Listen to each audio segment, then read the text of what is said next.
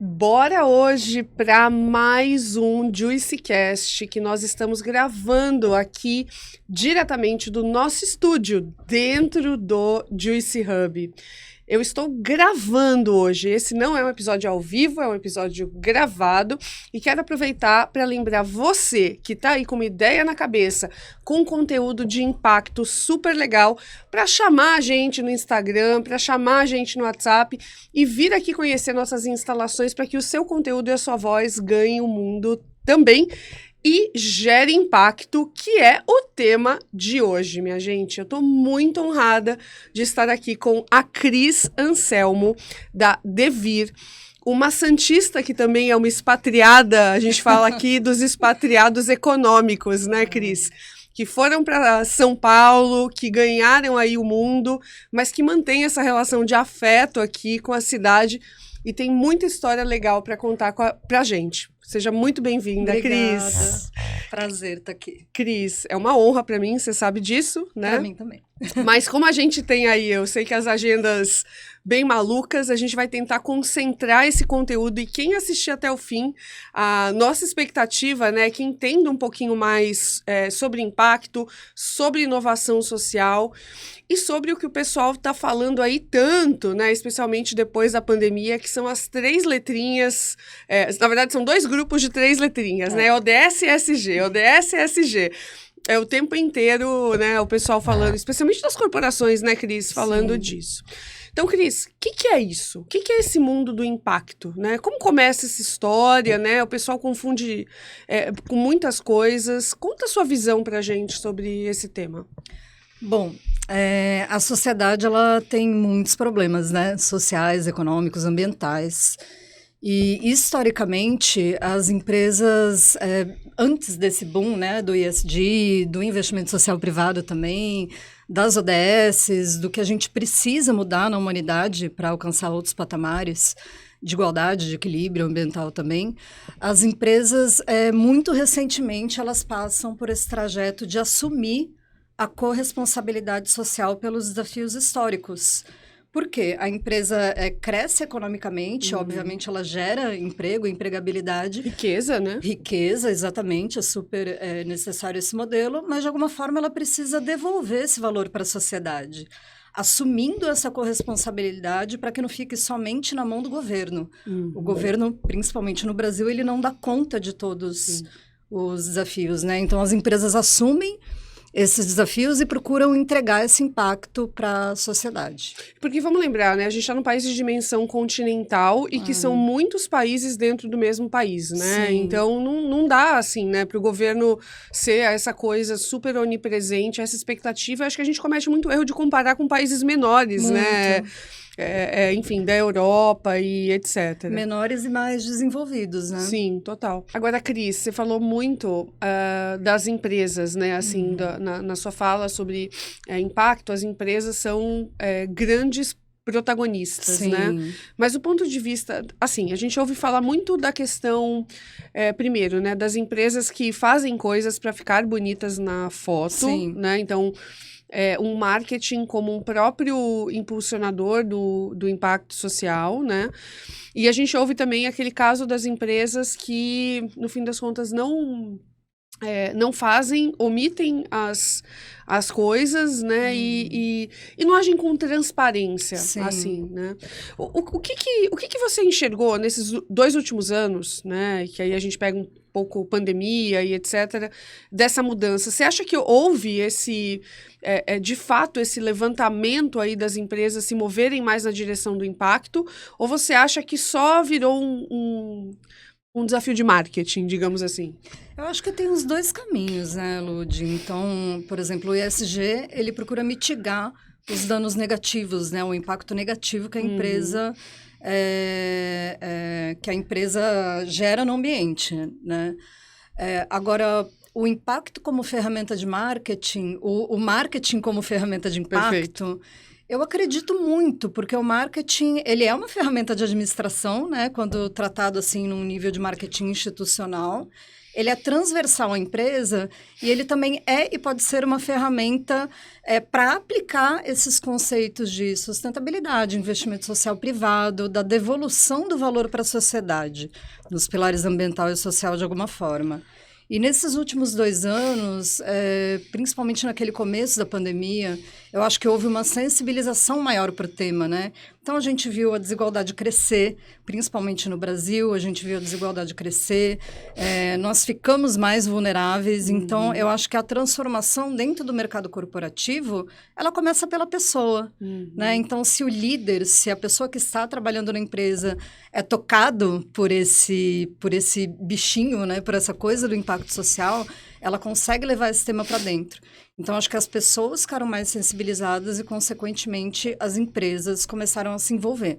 Mas precisa de mais. E assim, né, você falando isso, me vieram várias coisas aqui na cabeça, mas uma das coisas que eu vejo que é mais perigosa, né, é que ainda tem muita gente, muita liderança confundindo impacto social, né, que você analisa KPIs, números e visão de longo prazo, digamos assim, com a filantropia. Tá. Né? Ainda tem, eu acho que no Brasil, uma mistura muito grande desses temas e tem gente que fala, não, eu faço um monte de coisa de impacto social, aí você vai ver a doação de cesta básica, Sim, né? sim.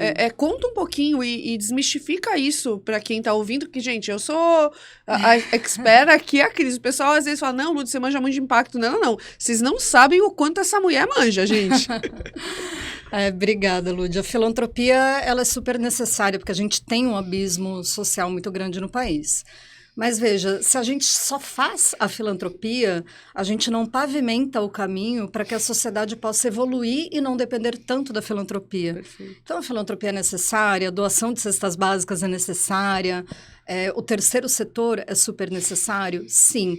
Mas se a gente não investir em ESG, em investimento social privado, em impacto social no longo prazo para mudar a base, a sociedade e as pessoas em situação de vulnerabilidade ficam muito dependentes da filantropia. Perfeito. Meio ambiente eu não preciso nem falar, né? A gente Sim. não pode só tentar mitigar o dano de uma forma superficial, tem que ser uma atuação mais profunda.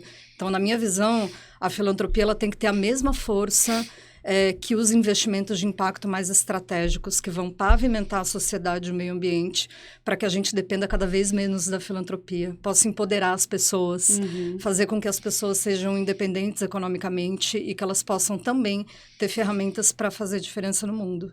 Essa independência econômica, né, é algo que emergiu de uma maneira muito grande, né, na questão do feminismo nos últimos anos, né, assim, então acho que quem não tiver tanto know-how de impacto aí, mas quiser entender isso de uma maneira muito clara, mulheres sofrem violência doméstica ou estão em relacionamentos abusivos, né?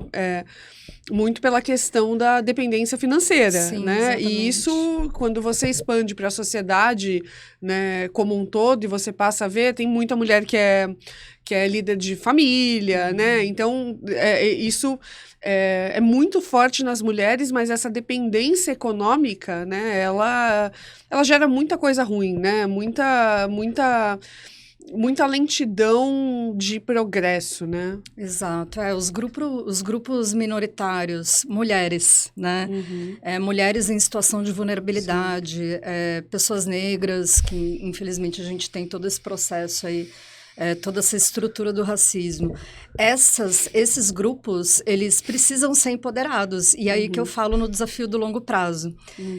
Eu tive uma aula com um vice-presidente da JP Morgan, que é um homem negro, vice-presidente ou diretor, eu não me lembro. E ele comentou, ele passou um aprendizado muito forte, né? Que as empresas, por exemplo, elas têm uma meta da porta para dentro de cumprir cotas, né? Para que a gente possa fazer uma reparação histórica, tanto com mulheres quanto com pessoas negras, né? Mas uma coisa é você cumprir cota e colocar essas pessoas para dentro. A outra coisa é empoderar a sociedade, trabalhar no social do ESG, no externo, para que a gente consiga fazer um trabalho de longo prazo e não precise ficar cumprindo cotas daqui a 10 anos, 20 anos, Eu acho que no caso das mulheres é a mesma coisa. Que isso né? também passa muito. Eu tive uma conversa. Na verdade, eu tenho bastante essa conversa com a Michelle Simões, que é uma mulher cadeirante, né? Sim. E essa coisa da lei de cotas, né, cara? Você bota os PCDs muitas vezes para funções que são aquém do que eles poderiam executar, que muitas vezes são funções operacionais e não são funções criativas, né? Ou de inovação. E não é porque você é uma pessoa que é PCD que você não tem essas habilidades profissionais, né? Então tem uma discussão muito, muito profunda sobre isso. Sobre essa questão da fala do cara da JP Morgan, você deve ter visto na pandemia a questão da Magalu, que abriu um programa de trainee só para negros, né? E apanharam muito, né? Muito. O que você conta? Qual foi sua observação sobre esse caso? Eu acho que boa parcela da sociedade ainda não tem ideia da profundidade da reparação histórica que a gente precisa fazer, né?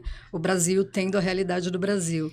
Então, já vi muita gente criticar essa questão de cotas ou de programas específicos. Então, acho que é falta de entendimento da profundidade dos desafios sociais. Eu acho que muitas pessoas e muitos líderes de empresas, como eu falei no começo, ainda não têm essa consciência. E a partir do momento que a pessoa é tocada por isso, cai a ficha, a gente entende a estrutura do machismo, a estrutura do racismo, da vulnerabilidade social, essa figura muda. Então, acho que nesse caso da Magalu foi um retrato claro da falta de entendimento que as pessoas têm.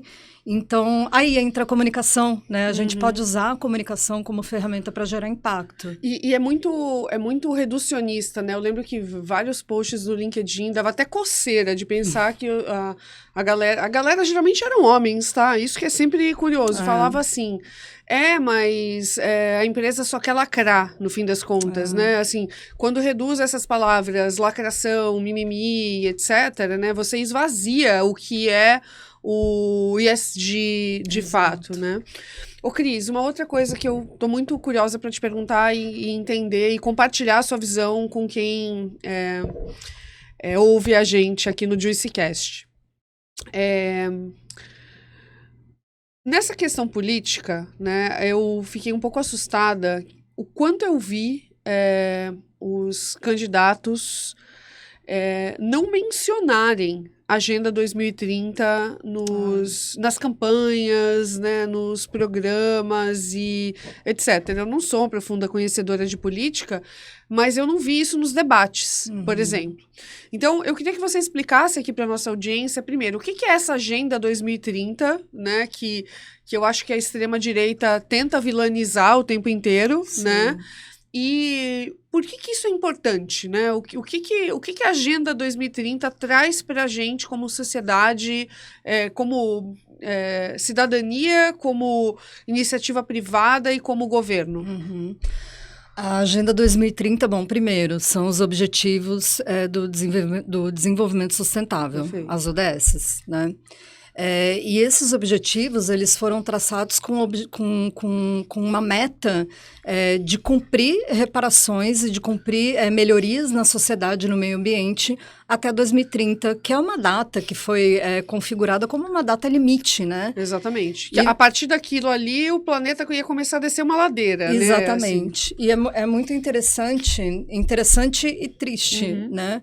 Porque já existem dados que mostram que a gente não vai conseguir cumprir essas ODSs. E isso é muito grave, porque a gente está falando de um planeta completamente desigual. Bom, aquele famoso dado, né, de que a riqueza é concentrada em 1% da população. 99% da riqueza é concentrada.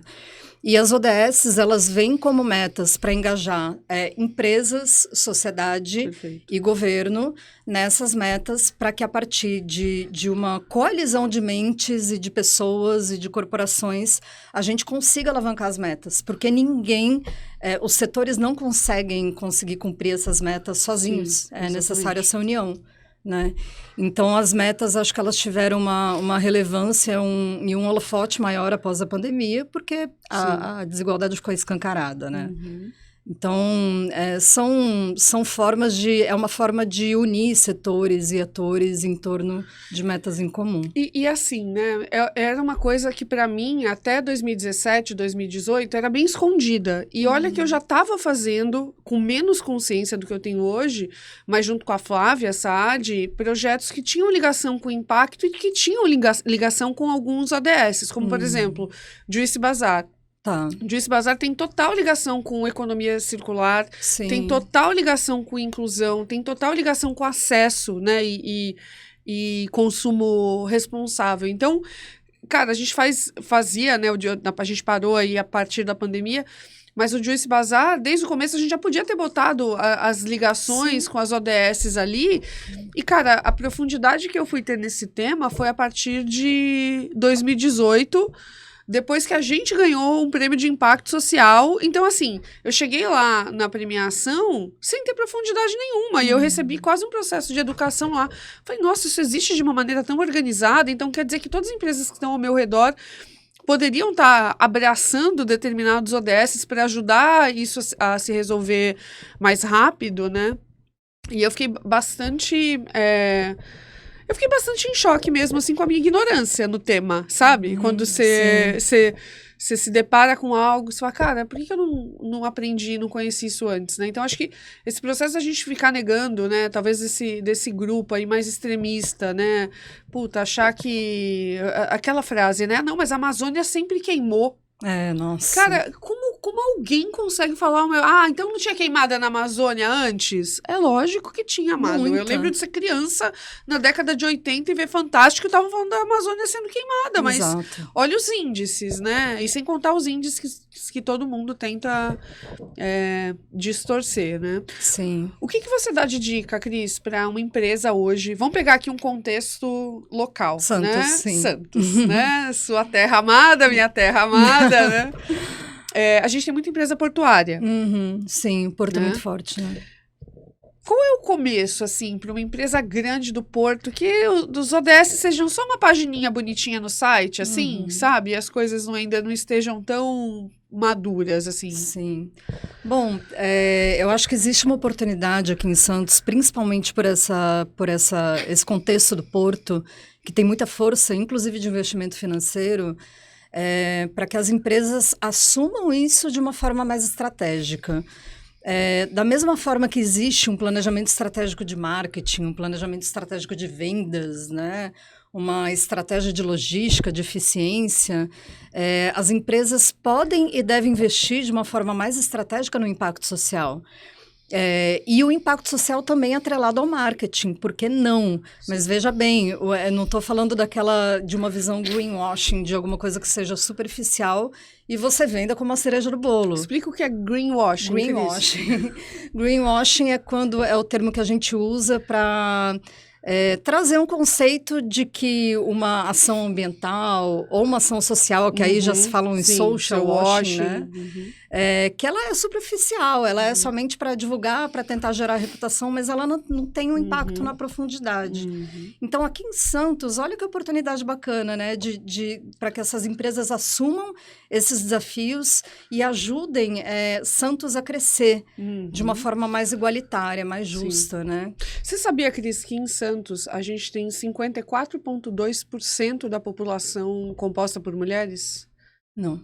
Que a gente é a cidade com mais mulheres no Brasil, proporcional? Proporcionalmente, cara. E toda vez que eu lembro disso, eu lembro que toda vez que eu vou olhar, tipo, questões políticas, né, os quadros que a gente tem nos poderes, né, no próprio empresariado, né, do capital, não do nanoempreendedorismo, porque a gente tem muita mulher no nanoempreendedorismo, mas do capital, assim, que já rompeu, né, faturamento de 2, 3, 4 milhões, cara, a representatividade feminina é muito pequena ainda. Caramba, é muito pequena. E isso me assusta aqui em Santos, assim, porque eu acho que isso é reflexo de várias outras coisas, assim, né, de muitas coisas. Como que coisas, Lúcia? Cara, assim, eu acho que a gente se tornou uma cidade extremamente conservadora e eu acho que muitas mulheres foram confinadas a determinados grupos e determinadas funções, muitas vezes ligadas à filantropia, né?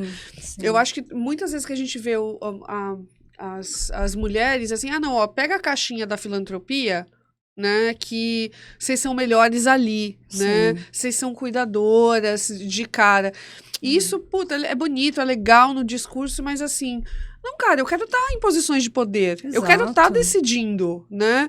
Eu quero poder escalar esse poder filantrópico, não só ficar na operação da filantropia, né? Eu acho que essa visão eu venho desenvolvendo aí nos últimos anos. Depois que você faz 40 anos, né? Depois você faz 35, né? Você já ganha uma consciência um pouco maior. Mas eu tenho essa percepção, sabe, Cris? Assim, que é uma cidade que não respeita talvez essa transição de poderes que a gente vai fazer.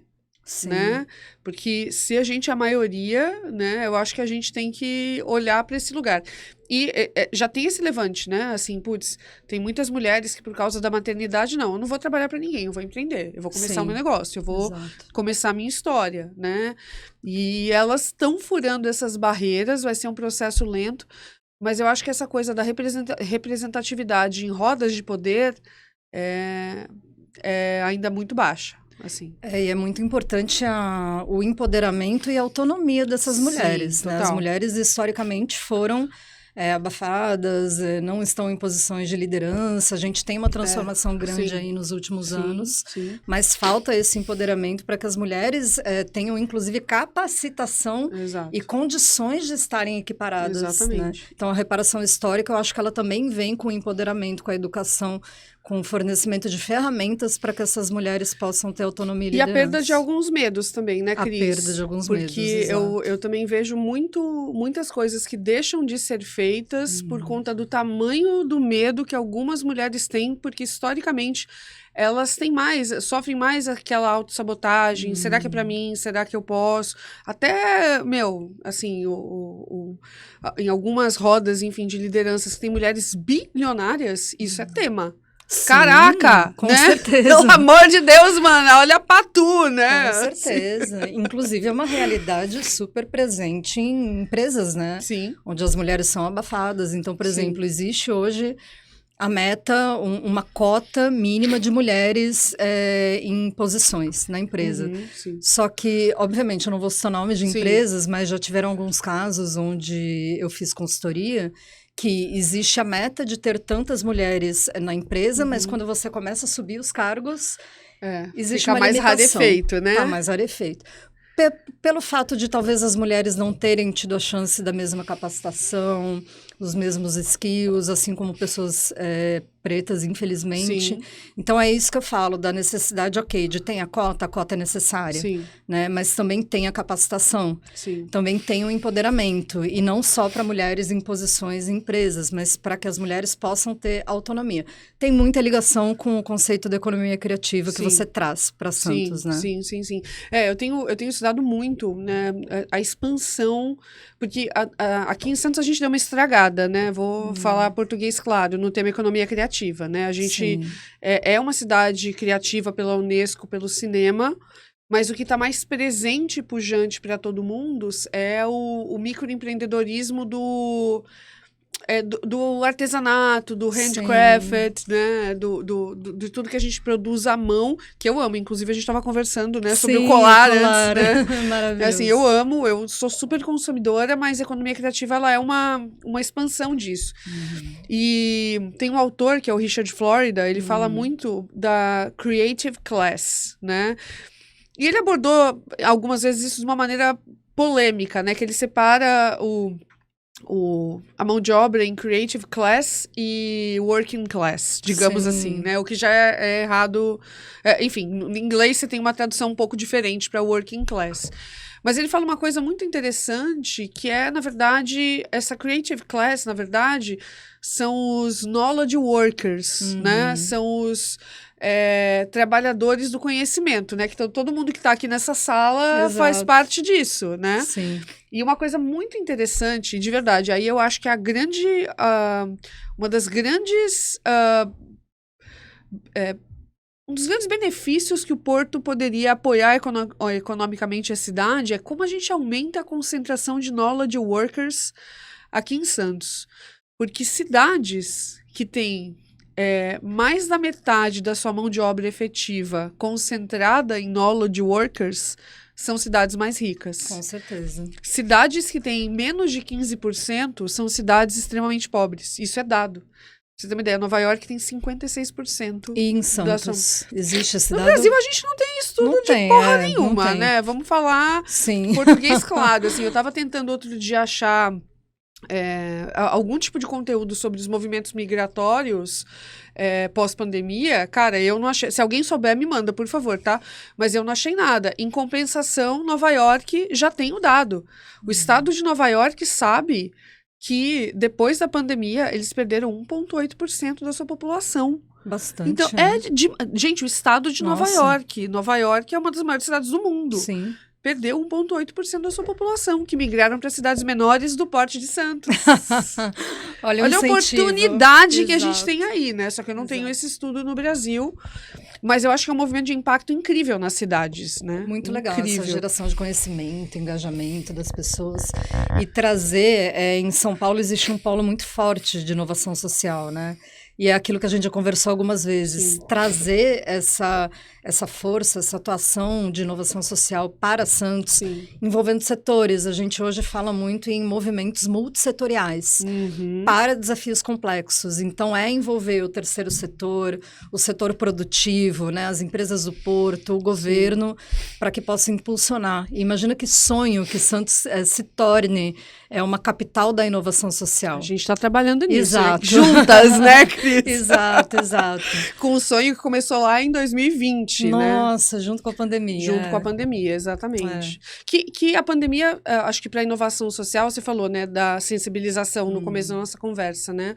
Eu acho que o Juicy Hub, eu não tenho problema nenhum em falar isso. Ele é um projeto que talvez, se a pandemia não tivesse acontecido, eu não sei se a gente teria tido a coragem de fazer. E haja coragem, né? De fazer isso no meio da senhora, pandemia. Em Santos ainda, né, Santos, gente? Que o ecossistema... Não é porque assim, eu amo Santos, tá? Todo mundo sabe disso, né? Mas assim, quando eu falo a coragem de fazer isso em Santos, é porque o nosso ecossistema não tá pronto. A disrupção aqui tem que ser maior. A gente tem que educar, né? Muita... Assim, essa é uma categoria que não tá pronta. O que a gente tá discutindo aqui no Juicy Hub, toda vez que eu conto para algumas pessoas que estão em metrópoles, etc. Fala, putz, mas isso que você está fazendo é muito interessante, mas como é que você define? É difícil definir, né? Imagina aqui em Santos para explicar, né? Aí tem gente que entra aqui, coworking, aí eu falo, coworking, quer chamar de coworking, chama, quer chamar de hipopótamo, chama do que quiser, chama do que quiser. Mas vem para cá, né, entender o que esse invisível aí que a gente está construindo. Sim, e aí fazendo uma ligação, né, com o papel das empresas. Olha o poder de capilarização que as empresas têm, né? Não somente pelo investimento, que é possível, e gerador de diferenciais para a própria empresa, mas a capilarização também através dos próprios colaboradores. Sim. Então, a empresa tem o poder de investir e o poder de capilarizar o conhecimento pelos seus colaboradores. Total. Né? Trazendo também o conceito da diversidade, da inclusão, falamos aqui de mulheres, de pessoas pretas. Quando a gente traz essa pluralidade de conhecimento, a empresa ganha inteligência.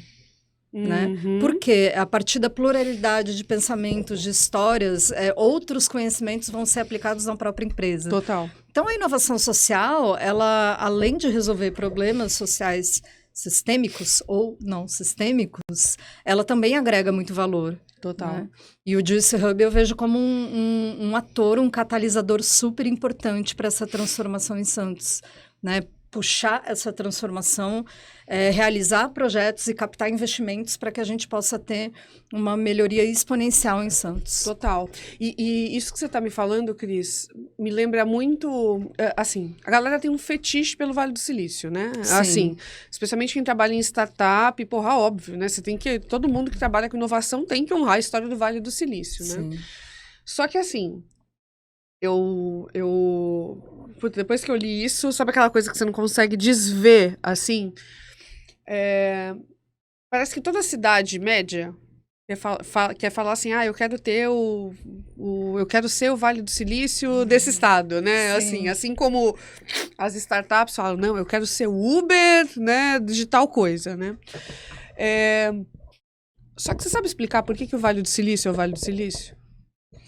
Já ouvi muitas teorias, mas Tem me fala várias, você. né? Óbvio. Vamos lembrar como começou praticamente a injeção financeira, né? Uhum. Teve toda a questão militar, né? Sim. Pouca gente sabe disso, nem todo mundo leva isso, mas teve a questão militar. Depois teve uma questão, enfim, de um cara que tinha lá a ideia de fazer um componente, rodou os Estados Unidos atrás de mão de obra, essa galera ficou concentrada lá no Vale do Silício, e a partir dali teve quase o estopim de um movimento de inovação e de tecnologia, né? Tem isso. Mas isso, na verdade, são histórias do começo, né? São histórias dos estopins da coisa acontecer. O Vale do Silício se tornou o Vale do Silício pela palavra diversidade. Porque era um lugar, olha aí, né, que você tinha gente do mundo inteiro, muito imigrante, né? Um nível de tolerância maior do que em várias regiões dos Estados Unidos, né? E isso acabou gerando, de fato, né, o que a possibilidade de inovações que não fossem inovações baseadas em agendas que eram agendas de uma única população que estava ali. Sim. Então, o Richard Florida também tem uma teoria bem interessante que a gente aplica bastante aqui no Juicy Hub, que ele fala o seguinte, olha, para as cidades, né, para as regiões serem extremamente inovadoras e ricas, o desenvolvimento econômico, no fundo, gente, a gente fala de inovação social, parece que a gente está, né, num papo hippie, mas a gente está falando de desenvolvimento socioeconômico, né? Ninguém aqui está defendendo, não, um mundo sem dinheiro, não, a gente inclusive gosta bastante, né, Cris? Muito, e principalmente levando em conta esse tripé, né? É o tripé economia, é o tripé pessoas e é o tripé desenvolvimento econômico. Exatamente. E uma coisa que o Richard Florida fala, até vou pegar aqui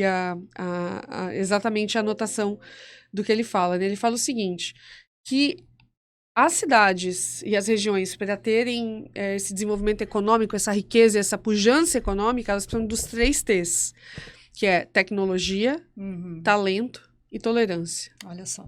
É um poder de síntese absurdo. E né? como o talento ele se multiplica a partir do momento que você reúne pessoas, não só de gênero, né, raça, mas também a partir do momento que você traz pessoas da comunidade para co-criar, para se envolver. São outras perspectivas e outros olhares que enriquecem não somente a construção de visão, mas a construção de soluções e implementação das soluções, né? E assim, né, essa coisa do viés, né, essa coisa de, putz, a gente toma decisões baseadas no nosso repertório, no nosso viés, né, e isso é uma forma de você reduzir diversidade. Muito. Né? Reduzir. A perspectiva do homem branco, né? Exatamente. E o Brasil é só a gente olhar para os nossos líderes políticos. A grande maioria homens brancos. Exatamente. E graças a Deus a gente está conseguindo romper essa bolha aí com algumas pessoas eleitas. E quem não é homem branco morre assassinado, né? Exato. Porque é propriedade, né? Assim, você ser mulher já é uma sensação de que o outro é dono de você, e você ser uma pessoa negra, né? A sociedade acha que é dona do seu corpo, né? Assim, para mim isso é uma agonia muito grande. Tem uma outra coisa que acho que é legal a gente trazer para cá, a questão da Revolução Industrial, né? Assim, Sim. A gente sempre acha, né? E isso também tem um pouco a ver com a questão do porto, né? Putz, crescimento econômico é território, é espaço, é galpão, é indústria, né? E o Richard Florida, ele fala também que, cara, economicamente já foi provado que o que gera riqueza econômica, isso também gera, tá? Não tô falando que não gera. Mas a coisa que mais gera riqueza econômica mais rápida é a clusterização de pessoas. Olha só. Então, assim, não existe a fábrica sem as pessoas se clusterizarem antes. Sim, né? Exato. Então, eu acho que Santos tem uma oportunidade gigante, né? Só que não adianta clusterizar só homem branco de 50 anos de idade que veio de uma situação de vida favorável, né? Para tomar essas decisões, né? Exatamente. Tem que entender onde o bicho tá pegando de fato. A né? visão fica pobre, né, Lud? Total. Fica pobre, Total. você fica com uma única perspectiva. Então, o quanto é importante para Santos trazer essa consciência para a população, para que a população seja agente de mudança, e o quanto é importante engajar essas empresas que têm um poder econômico e de mobilização tão forte. E que tem muita gente extremamente bem intencionada dentro dessas empresas, né? E não dá para deixar essa alma, né? Esse fogo, essa vontade, esse entusiasmo, né, se apagar pelo status quo, né? Assim, o grande inimigo é o status quo, gente. É sempre ele. Sempre. Né? É sempre ele. Sempre. É por isso que eu bato tanto nessa tecla de que a transformação, ela começa no ser humano. Porque é o ser humano que vai estar na empresa amanhã. Sim. Né, para poder ser um agente dentro da própria empresa. Então, eu acho que é um hackeamento da sociedade. Perfeito. É um empoderamento dessa sociedade, facilitar essa caída de fichas. Porque a gente também lá atrás não tinha muita ficha que não tinha caído, Não, com certeza. Porra, aqui pra mim cai uma ficha todo dia, entendeu? Todo dia. Assim, é todo dia. Todo dia você aprende, você observa uma situação, você vê a dificuldade de um empreendedor e você tenta lembrar, por que eu não tive essa dificuldade, né? Por que eu não passei por essa barreira, né? Assim, o que eu não percebi na minha jornada que não foi mérito meu e, na verdade, era uma condição sistêmica favorável pra mim, né? É uma ficha que cai todo dia, cara, né? Todo e a dia. ignorância é uma bênção, gente. Puta, quem mora na ignorância é muito abençoado, gente. E não é, né? Porque, gente, você viver nessa caixa, normatizando coisas que são muito graves. Mas se viver também com excesso de repertório, Cris, às vezes você não consegue sintetizar e assim, enfim, por conta dessa missão, né, que a gente está fazendo em breve aí em Nova York, eu tenho estudado muita coisa. Tem coisa que eu falo assim, cara, eu não vou conseguir desver isso nunca mais. Nunca mais. Isso vai me atormentar, e eu sei que vai me atormentar, e eu não vou conseguir ficar indiferente, só que eu não tenho dinheiro agora para fazer a diferença. Então, isso é uma maldição, cara. Então, mas aí vem essa força, e é o que eu faço no meu dia a dia, de mobilizar empresas, porque aonde que está o recurso? Exatamente. Né? Onde que estão as grandes fortunas? Essas grandes fortunas, elas podem ser, em parte, direcionadas para investimentos sociais, por decisão dos próprios milionários e bilionários. As empresas, da mesma forma que elas investem em logística, na força de vendas, no marketing tradicional, elas podem investir também, né? Então... E assim, Cris, eu vejo, por exemplo, toda vez que eu vou olhar o mercado americano, por exemplo, eu tropeço na Omdiar Foundation, lá, que é de um dos fundadores do eBay e a mulher dele que toca essa fundação, e os caras investem desde fazer jornalismo cívico, né, para que a democracia não imploda, até projetos de tecnologia voltados para o contexto oncológico, né? Cadê essa galera no Brasil? Cadê essa galera no Brasil? Esse movimento, Lud, ele é muito recente, né? Eu lembro que quando eu fiz a transição de carreira do mercado corporativo tradicional, mercado financeiro, inclusive, para impacto social, a minha primeira atuação foi no Instituto Alana, né? Que conhecidamente é fundado por uma das atuantes no Itaú, uma das herdeiras do Itaú, que tem um pioneirismo muito forte no Brasil, né? Agora, isso foi há 10 anos atrás. De 10 anos atrás até hoje, o quanto mudou, né, o quanto essas pessoas estão sendo engajadas. Então, acho que isso também faz parte da informação, para que a ficha também caia por parte dessas pessoas. Os donos de grandes fortunas e os grandes líderes empresariais, né? Então, também é engajamento e comunicação, né? Mas a gente no Brasil está atrasado em relação enfim, a outros mercados mais maduros e assim, o nosso grande desafio é fazer essas pessoas saírem da toca. Exatamente. Assim, a gente tem que ser amigo dessas pessoas, então? A gente tem que ser amigo dessas pessoas, mostrar dados, provar por A mais B. Então, por exemplo, se as empresas... Bilionários, chamem a gente para suas piscinas, que a gente vai ter uma conversa muito boa para ter com vocês, tá bom? Ou bilionários também.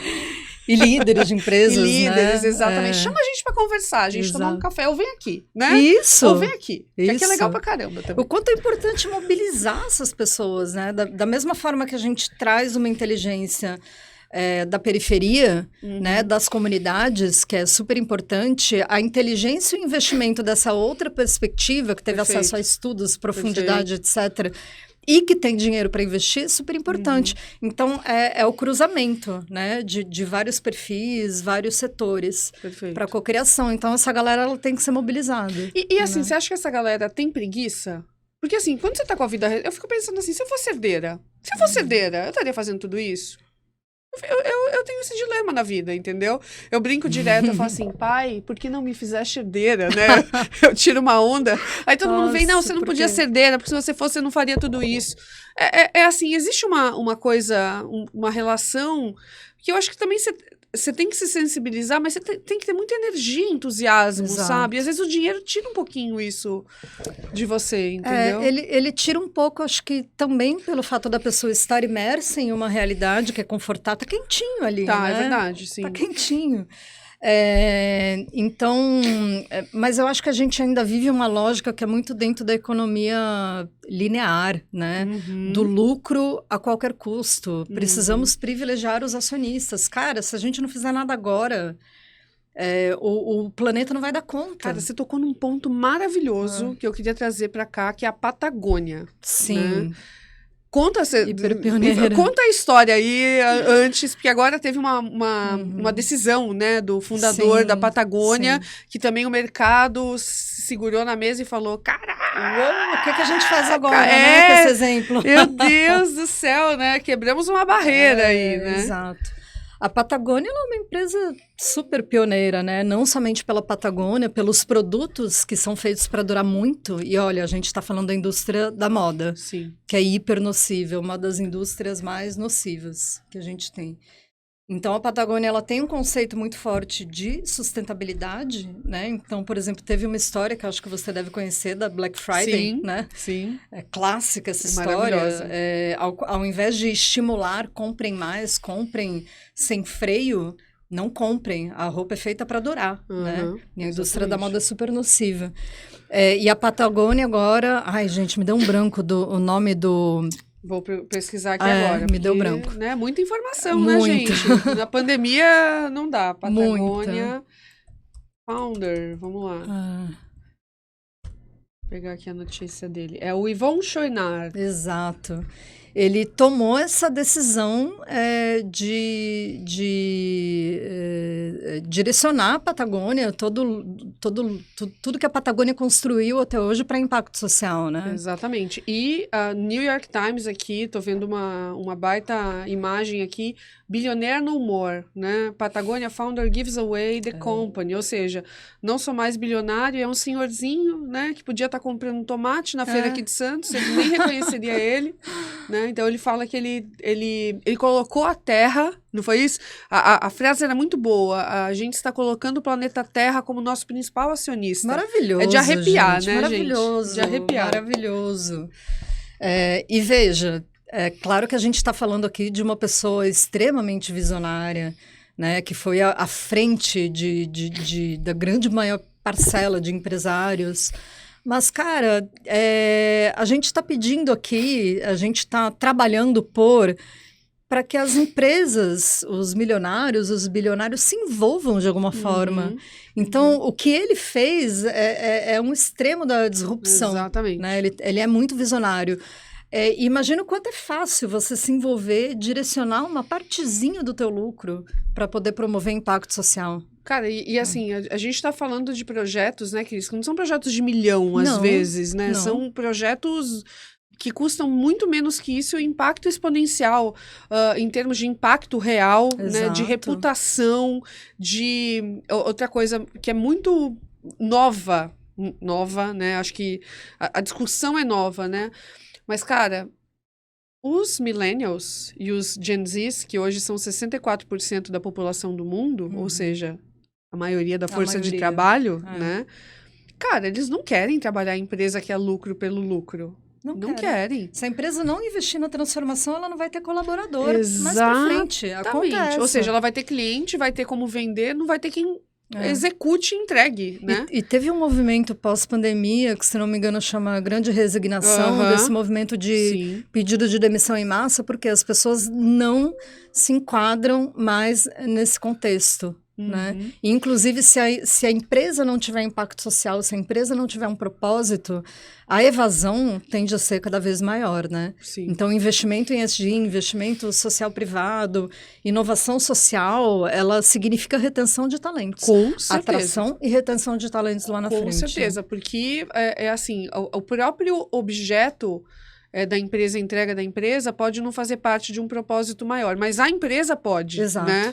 A empresa como marca pode colocar o nome dela em causas importantes. Agora eu tô aqui na matéria do New York Times e olha que ironia, né? Puta, matéria linda e tal. O anúncio que aparece da Van Cleef & Arpels, uma joalheria, né? Sim. Uma das indústrias também, né? Quase como a indústria da moda, né? Então, assim, olha que legal, né? Assim, uma contradição aqui gigantesca na matéria. Uma coisa que ele está falando aqui, né, é que a decisão que ele tomou aos 83 anos, né, foi para influenciar uma nova forma de capitalismo que não termine com pouquíssimas pessoas ricas e um monte de pessoas pobres.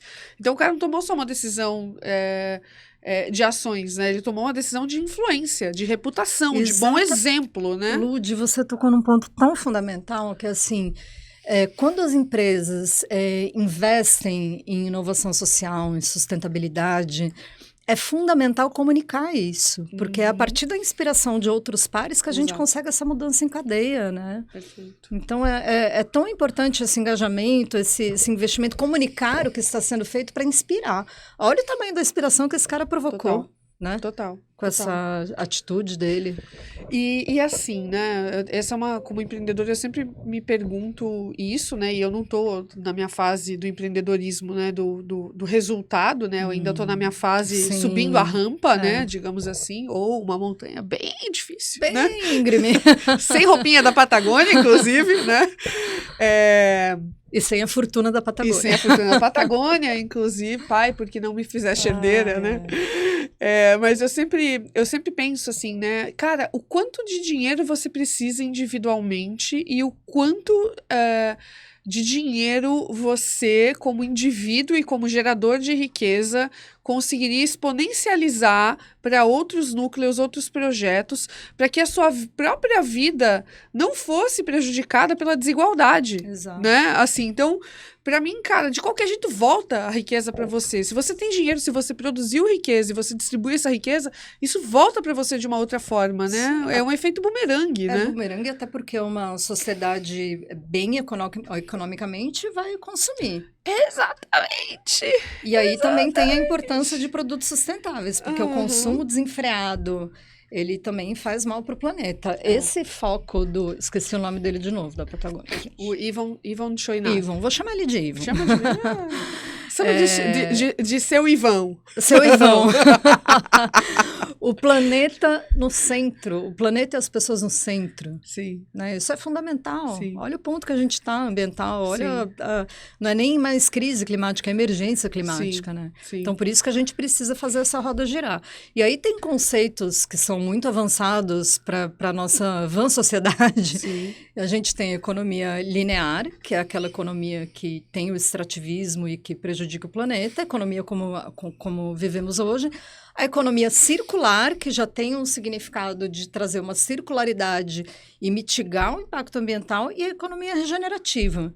A gente, enquanto país, mal chegou na circular. Sim. Né? A circular ainda tem uma parcela de representação muito mínima.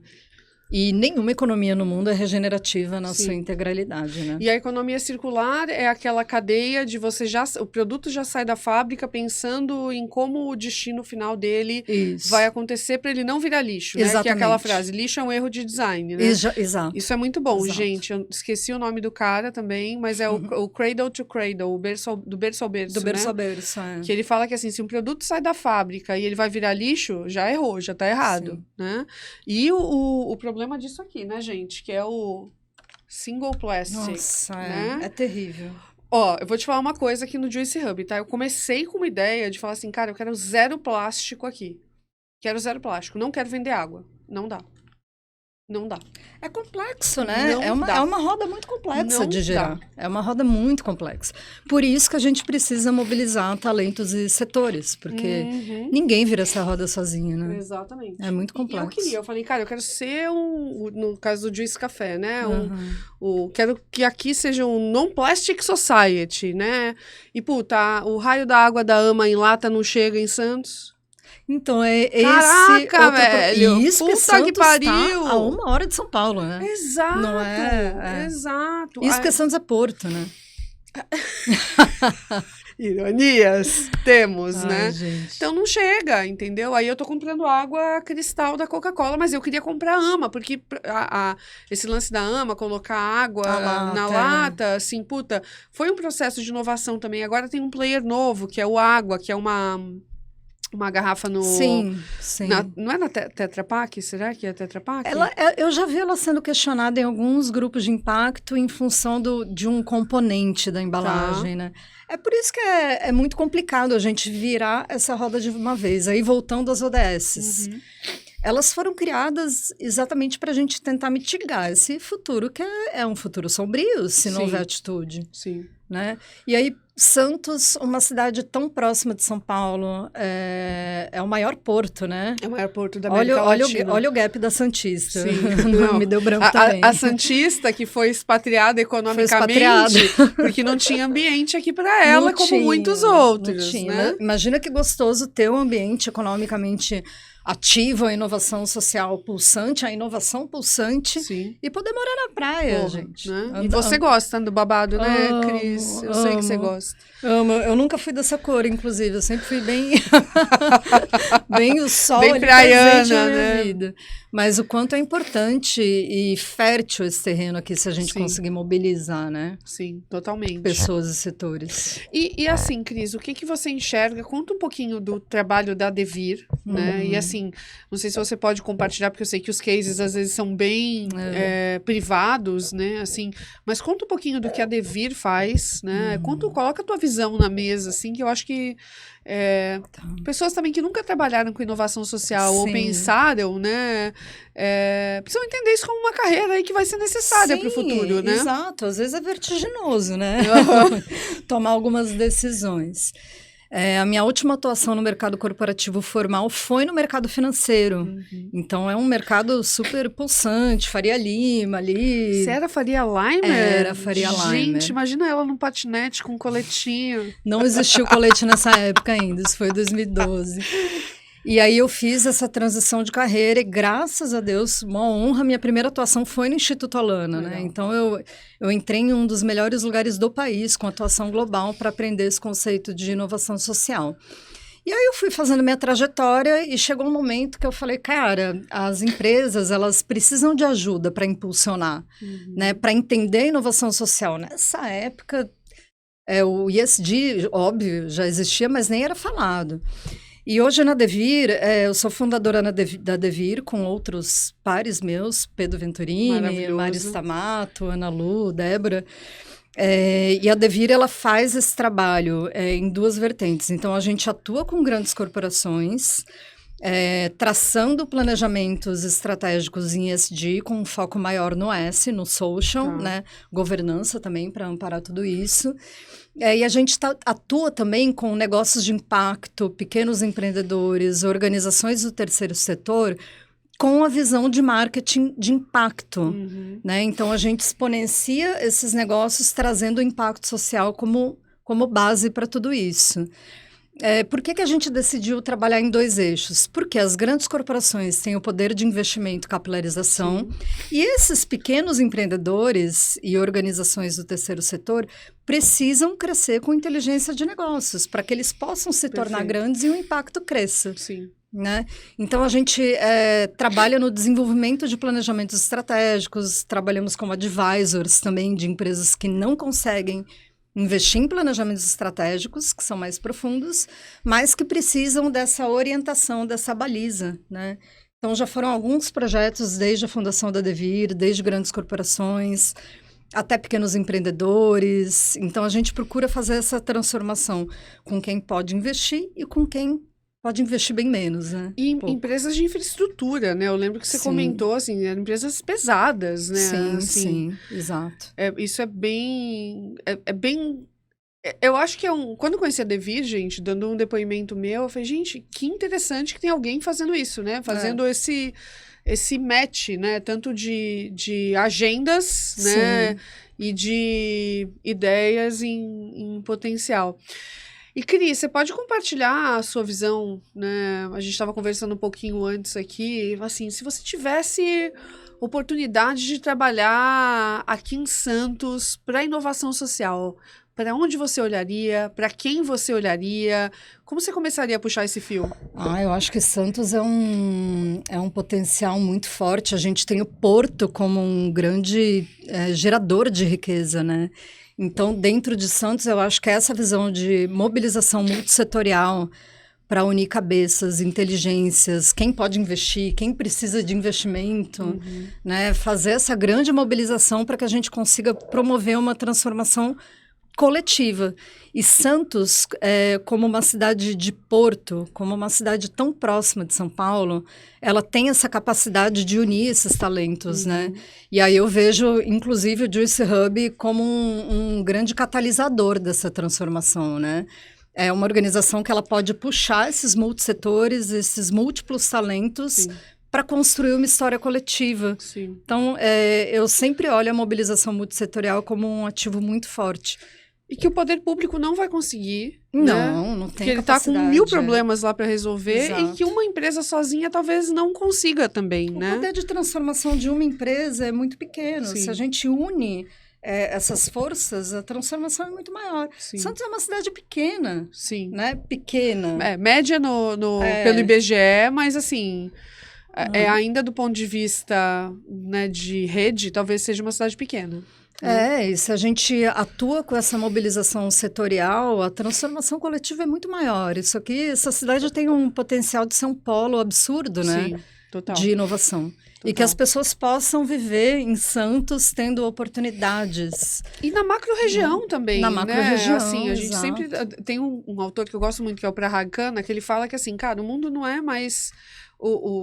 as nossas fronteiras não são mais geográficas. Ele fala que são conectográficas. Sim. Né? E a partir do momento que a fronteira é a conectividade, não a geografia, a gente não divide o mundo lá mais por 200 e tantos países. A gente divide o mundo por 43 megaclusters de cidades. Exato. A gente está no megacluster de São Paulo, só que a região da Baixada Santista já é um cluster, né? Enorme, né? Então, exatamente, com muito potencial, mas assim, vamos lembrar, né? Aqui é o maior porto da América Latina, sim, mas também é a maior favela de palafitas da América Latina. E muito santista não faz ideia disso. Então, essa consciência, né?